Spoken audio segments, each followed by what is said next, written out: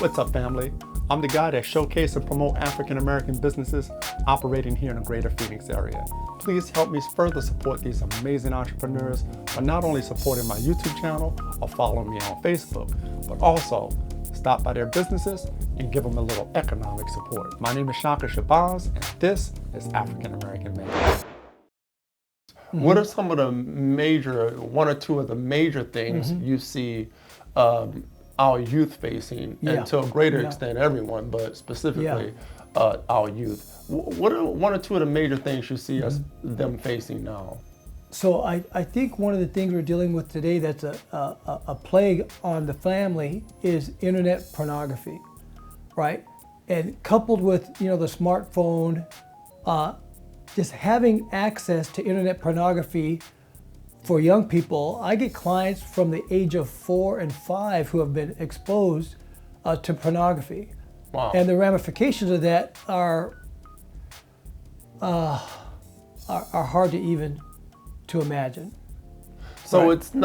it's not the same as your old school exposed to inappropriate behavior by some adult somewhere or something like that, which we know that happens, but it's more of the media aspect of it and being exposed to it constantly in that regard.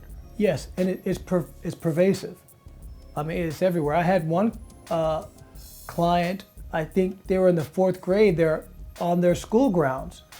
And another kid with a smartphone comes up to him and shows them pornography on their smartphone on campus at school. Yeah. Right? So as a family, how do you protect your children? It becomes very, very difficult. When a client comes in with those issues, where do you start? I mean, in the conversation with the child and the parent that's dealing with that. We start with trying to assure the family that something can be done, that there can be change, right? That there are things we can do to help them that is hopefully going to, because what usually happens is this idea of shame develops. Shame is this idea that there's something wrong with me, I'm broken. What kind of person does this type of thing? Who am I, right? But one of the first things we want to do is teach or lead the client on a path of healing that says these things, these different traumatic events, they don't define you. So do you find that when a kid is exposed to, I'm thinking like an initial introduction to pornography, I guess there's a wow factor at first, like, wow, what's this? But a prolonged exposure to it, which probably goes into some kind of activity, is a more severe situation. So are you dealing with both of those types of situations, or is it only after it's gotten to a point where it's like, okay, this kid is involved in something? Yes. Okay. We're dealing with it on the whole spectrum. Okay. A parent could bring an 11-year-old in who's been exposed to pornography, right? And we would try to help them at that level. But most what we're getting is adults who are exposed to pornography when they were younger, right? And now it's manifesting itself in their life because they want to enter into relationships and they're having struggles. Yes. Well, Right. I mean, I definitely, it makes sense because, I mean, I can't go to any social media page without something popping up in my face. Absolutely. So it's so pervasive now, and I can't see it being filtered to the degree where underage people are not seeing the same thing I'm seeing. Exactly. So, and that's you're hitting the nail on the head. That's the problem. It's so pervasive. Yeah. Right. And once again, everybody's got a smartphone with access to the internet, which means access to pretty much everything. Yes. So the filters and the firewalls and the parental things don't work. None of that work, right? Well, how can it, right? So even if I have my house locked down, yes. My child has friends. My child goes to school. Absolutely. Right. So it's everywhere. It's not like when I was growing up. where could you find an X magazine with a naked person on it, right? I mean, that could be difficult. It's not difficult today. Absolutely. And to find things that are significantly more perverse, let's say, than a simple picture of a naked person. Yes. Right? Yes. Our young people, once again, one of the younger people I've worked with was introduced to pornography at the age of 4.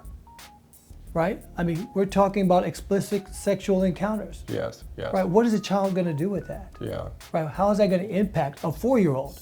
Yes, that's got to be tough to deal with as a family.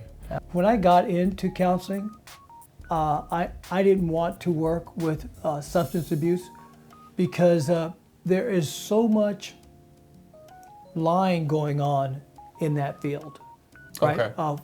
For the clients, right? And that would be difficult for me, I knew, to deal with, right?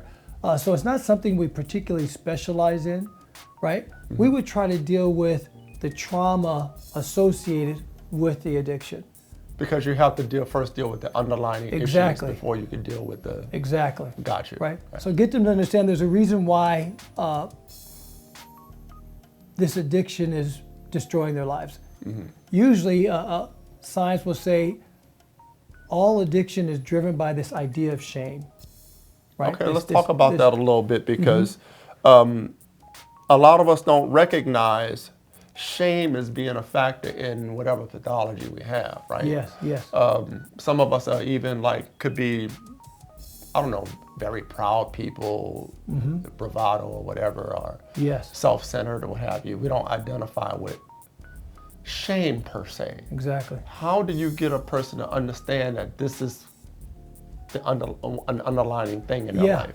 It can be very difficult, but just getting people in the beginning to understand, what is shame, right?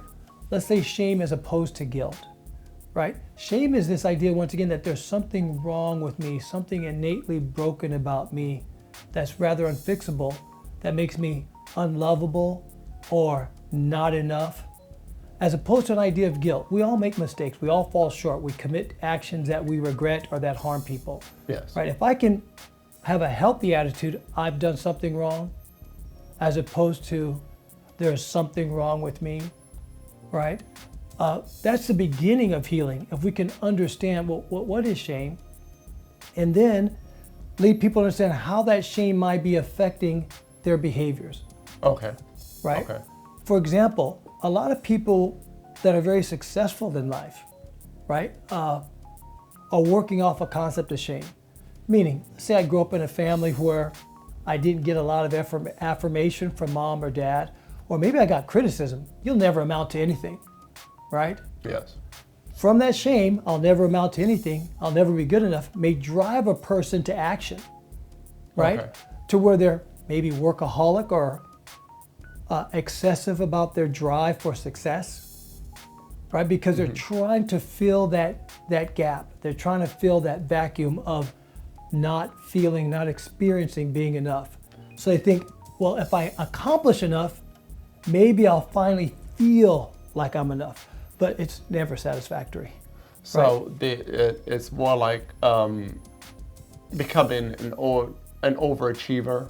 Yes. Why? And Why is never that feeling person? satisfied, never feeling like you've accomplished enough. To be worthwhile. To be the inner. Right? Gotcha. To be lovable. So the rest of the world could, Could look at a sing your person- praises, Absolutely. but you still don't feel complete. Yeah, because there's something else lacking, right? Even the idea of yourself that you can be worthwhile by your actions, as opposed to understanding I'm worthwhile because I am, Yes. right? Because I am created good. Well, that makes sense when you think about some of the entertainers in our life that have committed suicide. Yes, You know, yes. the I average think they have person. everything. Yes, the average person thinks that Yeah, so that's something to think about. Let's talk about group therapy. Yes, yes. I know that can be, I'd love to be a fly on the wall in some of those group therapy sessions. Do they get a little crazy sometimes? I mean, maybe I used the wrong word. I shouldn't say crazy, but Do they get wild? Do they get wild? I mean, Yeah, they can be, but We don't do a lot of group therapy. We're developing that aspect of our practice, but I work with couples, right? Okay. And I work with families, and that gets pretty heated. It can get pretty loud. Yeah. Pretty. What are some of the most common things, dynamics, or issues among family members, be it husband, wife, husband, children, father, mother? What are some of the common things that you come across more frequent than others?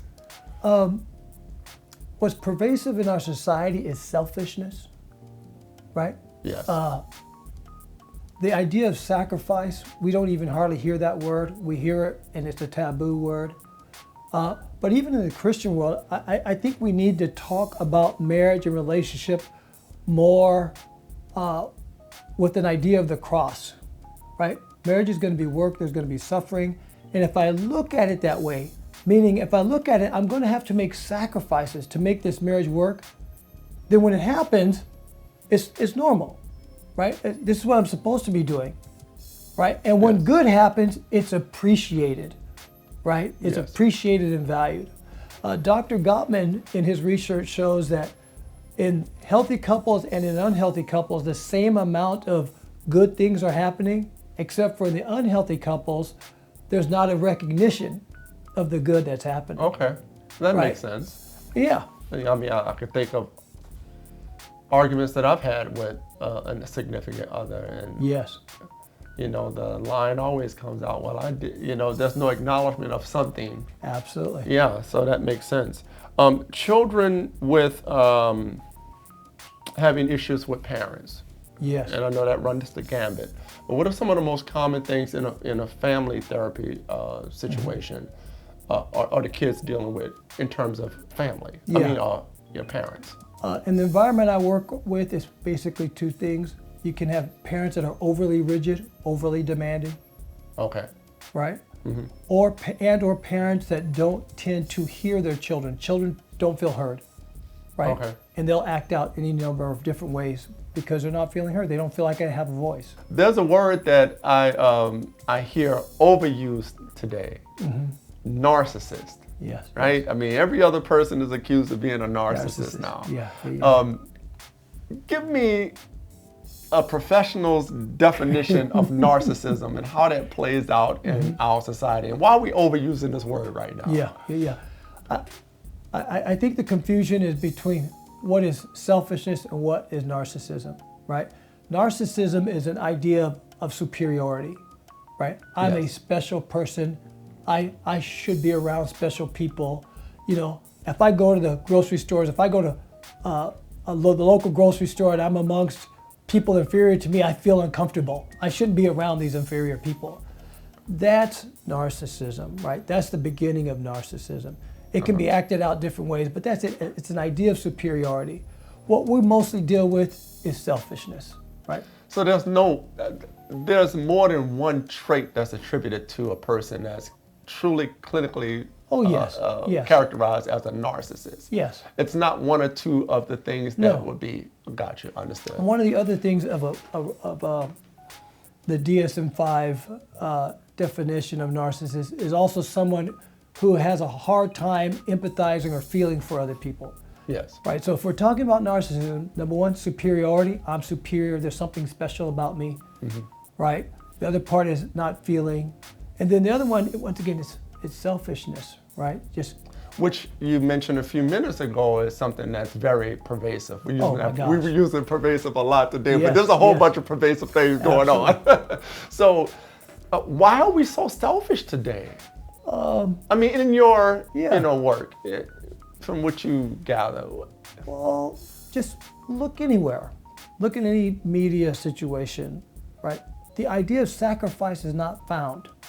The idea of satisfying your needs, satisfying your appetites, that's what life is all about. Yes. If your appetites aren't being met in a relationship or somewhere, well, get out until you find someone that's going to feed your appetites. Yes. Right? I know in media I hear a lot, self-care, which is an important thing. But I always kind of get a little bit concerned about that when I hear it so much Yeah. Self-care. It's about Yeah. you. It's about you. Take care of yourself. Well, of course, take care of yourself. But I think that we take care of ourselves, at least in my thinking, in my world, so we can take care of others. So, and that's on different levels, obviously, but it's this whole absorption of me. And, I don't know, I just think that ties into it to where we become these selfish people where everything is just about the individual. Yes. So I think you nailed it. Healthy self-care is being healthy so I can be of service to others, or so I can be in healthy relationship with others, right? If I'm not taking care of myself, how can I take care of you? Yes. Right, so I think that's a healthy way of looking at it. Self-care so I can be healthy for others, to serve others, and healthy in relationships. That makes sense. Because a lot of us will get lost in relationship, even going back to this idea of shame. I'm going to find my value by what this other person thinks of me, right? Yes. That's not healthy. Absolutely. What are some of the major differences between life coaching and counseling versus therapy? Yes. A major difference between life coaching and therapy is, on the therapeutic side, you're doing this, you're diagnosing, right? Ascribing a certain diagnosis to the client. There's this idea of treatment planning, right? And this idea of, right, seeing what's going on with the client and once again, putting a diagnosis on it. As opposed to life coaching, you're going to the life coach because they're giving you a specific set of like exercises to do. Like a physical trainer. Why are you going to that physical trainer? They're going to give you the exercises you need to accomplish your goals. Right? Okay. There's not a diagnosing piece or like a treatment planning. Okay. So you're going to that coach for their knowledge in that specific thing that you're looking for. Okay, and so in recent years, there's been a rise in life coaches, right? Yes. How do you embrace that part of mental health in marrying it with what you do? Because I know you have a couple of life coaches on your team. I think some people aren't looking for a diagnosis. Right? They're not looking for that. They're looking for very direct help in a specific area of their life, right? So I think it fits that we can have life coaches that can help accompany people in their journey in healing from sexual abuse or porn addiction. If they're looking for that specific help, they say, oh, and you present to that person, these are the things I'm going to help you to do. We're going to do X, Y, and Z, right, to help you deal with this problem. So you're signing up because of what they're offering you. Okay. Right? Yes. Not that they're going to diagnose you or offer you a treatment plan in particular. Understand. So, So we don't call it therapy. We call it, right, it's coaching. That person is helping you do these, once again, I like to call exercises. okay. So, today we're faced with a lot of challenges. You alluded to that earlier. Absolutely. When you talked about, what kids are going through. Society as a whole is going through many transitions. Yes. But men particularly are facing some big challenges. Loss in wages, and young men are trying to find their way, not a lot of guidance. When you talk to men, and well, let me ask you this. What are some of the major things that men come to talk to you about that you find are common among men issues today? A lot of times it's depression. And what does that depression derive from, some of it? Usually it's, I shouldn't say usually, it can derive from any number of areas. A lot of the men I work with, it's usually child rearing issues, right? Being taught certain things. It's not just in the African-American community, but in other communities, men not being aware of what they're feeling, right? Men who are sensitive, who think, oh, it's weakness to be vulnerable, to be sensitive. So they're repressing that, right? So there's a lot of things in those areas. Then when men get into a place where they're seeking to be in a long-term intimate relationship, or they're becoming parents, that's when those things really hit home, right? How do they make relationships work when they don't have these tools, right? When they don't know how to deal with their emotions. They don't know how to deal with their partner's emotions. They don't know how to deal with their children's emotions, right? It can leave them feeling, oh, what am I doing here, right? Feeling lost. It appears that the expectations are a little different for the contemporary man, most of us, than traditional, and society as a whole is challenging some of those traditional things that men were traditionally taught. Yeah, yes. Do you see some of those things come up in conversation, or is it just, as you said, just, not being able to express yourself or being vulnerable? Yes. And I know it could be a long list of things that we deal with, but I noticed that in contemporary life, a lot of the things that we as men were taught were part of what makes up a man in society. Exactly. Are being challenged now. Absolutely. Or diminished. Yeah. Do you find men struggling with some of those things as well? Well, yes. We live in a culture where I don't even know if we can define man or define woman. Yes. So imagine you're a young person today, right? And you're growing up in this world that says you can choose whatever type of person you want to be. Well, that sounds kind of scary. Yeah. Right? Young people are grappling with these ideas, right? So when you bring up this question, are there different expectations of what it means to be a man today? Well, yes. Yes, it's extremely confusing. Yes. For so the modern man. The template is being thrown out, if you will, right? It seems like it. That guide. We know once you get to a certain point in life, you can make different choices. But yes, coming out of the gate, there's already a template there that the template is being challenged, if you will, or thrown out. And I can imagine for a young person that could be very confusing. Well, it's just very confusing. Yes. Right? Yes. Because it ties into so many other things: supporting a family, earning money, defending yourself and defending others that you love. Absolutely. I can go on and on and on. So yeah. Questioning or not knowing from out the gate affects all those things and how you make those decisions going down the line, right? Yep. Yeah. However, in a relationship dynamic, we're still expected to practice some of those things, right? We're still expected to be providers and protectors, and in many cases earners, of course, things like that. But if the template is being thrown out, but then is it really being thrown out?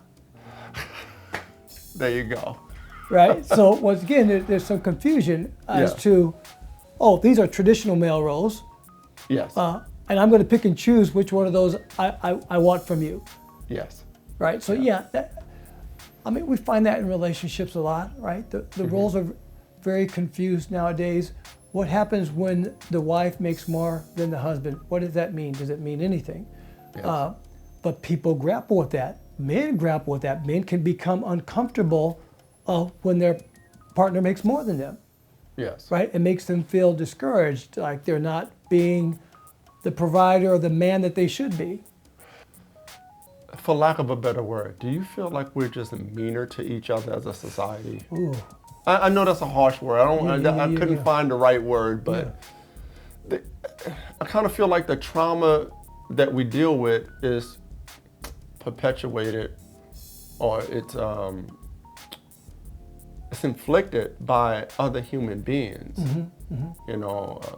Abuse. A child that was abused has to have been abused by someone, right? Wife situation, husband situation. does that mean that in society as a whole, I mean, we're just not, I mean, are we just a meaner society? I think that's an interesting question. Are we a meaner society? Yeah. I might go back to this idea of, are we a more selfish society? Yes, well, yeah, and you Right. did say that earlier, but when someone feels trauma, physical abuse, mental abuse, A car accident, well, yes, I'm thinking more of more the, emotional, psychological, or you're Yes, thinking more yes. relational abuse. yeah, yes, that's Yeah. why I'm talking Well, to you, one because person- you can put it in an eloquent perspective that I can't. So Yeah. thank you so much for that. But there are other traumas that could Absolutely. affect a person's life, Absolutely. like losing a leg, right? Yeah. Or, you know, Losing a job. You losing a job. How do we maneuver through that and deal with that and still be productive? Modalities for dealing with trauma and the effects of trauma. But fundamentally, we want to get to a point where we can say or believe, whatever this trauma is, it doesn't define me, right? I do not have to be defined by my trauma or the traumatic events of my life. I can move on from them, right? Yes. And have the agency to really become who I'm called to be. Do you think that being in therapy or enlisting a life coach or counseling, do you think there's a period where it's like, can that become a crutch, or can that become something that a person leans on Yeah. and not, you know, move forward in life? Yeah. So think about this. Think about counseling like you think about medication. Some people may take medication for a short period of time for a very specific thing and be done with that medication. There are some ailments that may cause you to have to be on medication for the rest of your life, Yes, yes. right? So counseling kind of runs that spectrum. Some of us need a counselor to check in, Gotcha. right? To Yes. keep myself in line. And maybe I need that over the course of my life, or over the course of a period of my life. I know I work with certain married couples that should probably come for a long time, Yeah, right? right. Because they need that. They need that exterior input, right? To keep them on target. Yeah. So once again, look at it like medication. Some medication you take for a very brief time period. Some medication you might need to take for an extended period of time or a lifetime. Have you ever found a situation in couples therapy where your assessment was that they should not be together? That is such a difficult perspective for a couples therapist, right? Because if you kind of have any awareness, like myself, me and my wife have been through significant struggles. Yes. What if we had quit 10 years ago, 20 years ago? Right? Look where we're at now. This would not be happening, Yes. Yes. right? So there's a lot of times as a couples therapist, you have to put aside those ideas. It's not for me to judge whether or not you should be together, I see. I right? see. But of course you're going to have opinions, right? Sometimes couples come in, in my mind, the alarms will be going off like, run, you need to Yeah. run from each other, Yes. Yes. right? But it's not for me to determine that. I see. It's for me to help them reach their goals. Do they want to try to stay together?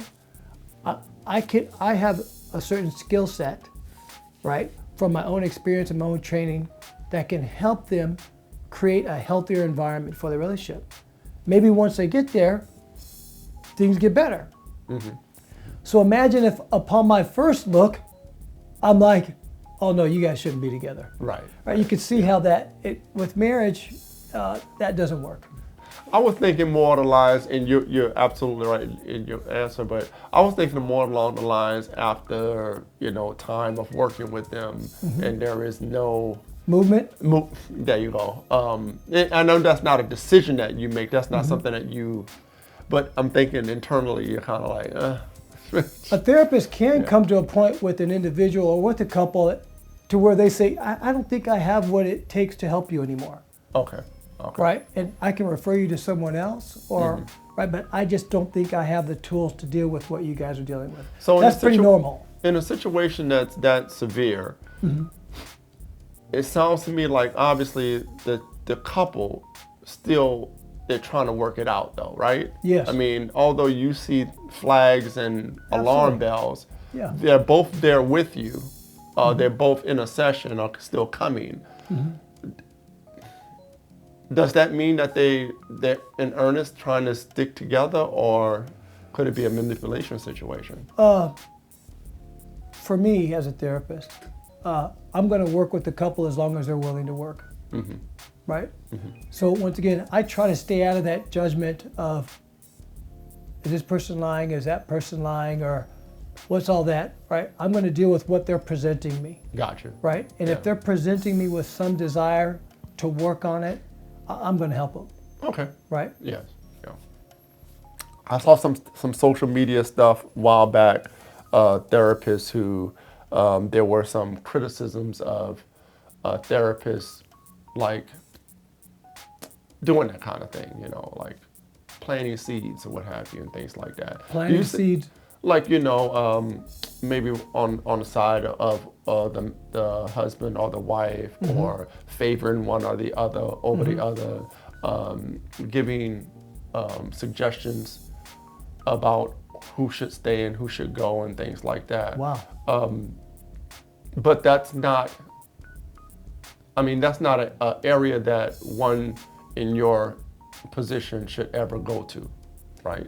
Well, if there's physical abuse or a dangerous situation, right, you would want to invite them to consider maybe this is not safe for you and you need to get out for safety. Right? So there can be circumstances where a therapist suggests or invites the couple or one to consider, maybe for your safety's sake, you need to get out of here. Okay. Right? So yeah, my concern is when it's not for safety, once again, we live in a disposable culture. Yes. Right? People are disposable. Yes. Right? The way I say it sometimes is, you know, we try on people the way we try on shoes. Yes. Right? Absolutely. And that thought is pervasive, right? I mean, it's something I fight against, right? Because in our culture, we can divorce for no reason, right? So sometimes couples will come in, a natural thought, because it's the culture we're living in, hey man, just get out. I mean, that will pop into my head, just get out. This is too much work for you. You know what I mean? But I need to discern as a therapist, that's just the culture speak. I can't, that can't affect my therapy. Yes. Right? Yes. This couple is coming to me for help. They're coming for hope, right? That can they do something to make this relationship work? Right? Yes. Even when it's very difficult. And for me, because of the difficulties I have gone through, I'm very hopeful with couples, right? And I try to show them, even when I'm using my own life sometimes as an example, you know, marriages go through tough times, but if you make it work, it's worthwhile, in particular when there's children. Well, I can definitely feel that you really, really care about this profession, and you care about the people that you come in contact with and you help. And that's, I mean, in a very cavalier society we live in today, it seems like it's harder and harder to meet people like you. Oh, thank you. So thank you so much for your commitment to helping people and families get together and stay together. What would you like to see Witness to Love go from here? There's a number of visions we kind of have, but developing a health and wellness center that provides even more resources for families to find healing is kind of a dream. We're hoping to spread Witness throughout the Valley. We're hoping to have about 5 locations over the next 5 years, and bringing on more, let's call it tools, to help families really maintain their health, to find health, So that's what we're looking to do. Well, I know that we're dealing with a lot of things right now in our society. A lot of us feel lost out there, Absolutely. be it the political climate, economic climate, and I feel like I see us treating each other very differently. I mean, just in the short time I've been on Earth, Absolutely. there's a lot of apathy and a lot of intolerance. I'm hoping people like you, I wish we can multiply you. Thank you. So, we can get out of this, whatever this phase we're in this world right now, where so many people have we just have, I mean, it just feels like it's in the air. And Yeah, maybe that's just yeah. my personal assessment of the world. I think a lot of people feel that way, Yes, experiencing and that. I think more of us probably we need you. We need people like you, Oh, thank you. to kind of recenter us and get us back to something that, some meaning. Yes. You got your work cut out for you, but I thank you so much for what you do. And 5 locations. That, man, I would love to see that. Awesome. And hopefully, I mean, it would just like change everybody. Well, Be give good people more decent access. people. Yeah, give people more access. Yes. What would you like people to know about you? I would like people to know that I believe and serve a loving God. And I want to give witness to the good things that this loving God has done for me.